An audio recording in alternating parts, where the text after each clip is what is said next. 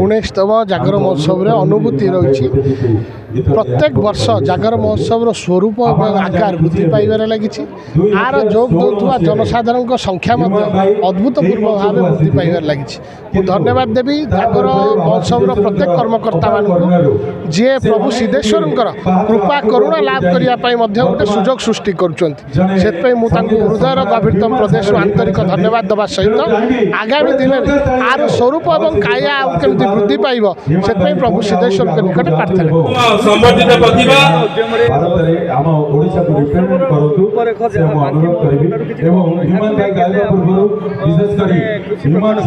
प्रत्येक महोत्सव प्रत्येक सांस्कृतिक कार्यक्रम गोटे विशेषत्व और गोटे गुरुत्व रही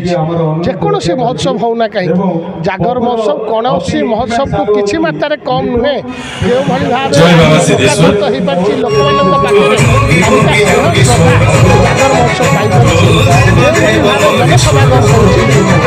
स्वतंत्रता आर गोटे अनन्यता समग्र बांकी शिमिलीपुर हरनाथपुर अनुष्ठित होता जागर महोत्सव रही। जय बाबा सिद्धेश्वर मु देवदत्त विभूति राय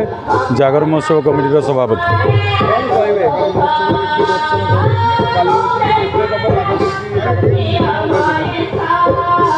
जागर महोत्सव यही वर्ष 19 वर्ष पदार्पण करिछि। तो जागर महोत्सव लक्ष्य होची आमर शिमिलीपुर हरिराजपुर दुई ग्राम पंचायतर युवबंधु मानकर एकता को बजाय रखा सहित आम अंचल लोकायत प्रतिभा मंच दबा। तो आम जो बाबा सिद्धेश्वर दिव्य दर्शन तेणु प्रथम दिन बाबा सर्वप्रथम आमर दर्शन देते रुद्र बेशरे एवं द्वितीय दिन चंद्रशेखर एवं आज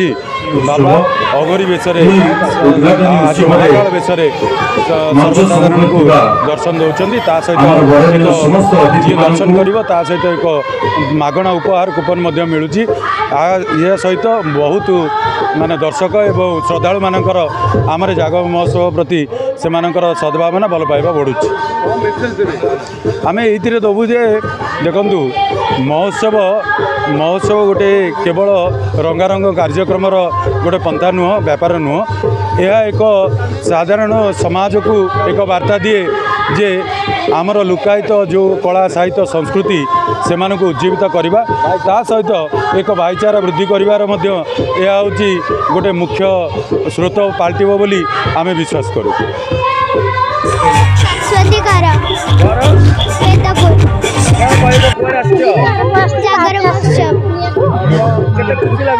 बहुत खुशी लगी मीना बजार पड़ी खाइबा सब बहुत खुशी लगी। आज कौन मंच ऊपर तुमर कौन अभिनय आज मंच ऊपर मु नृत्य परिवेषण करिबी को भीतर नाच डम डम बाजिला डोल सुबिलाणी शंख खुशी लागु बहुत खुशी लगी मेसेज दबो सब साथी कौन कहबो सम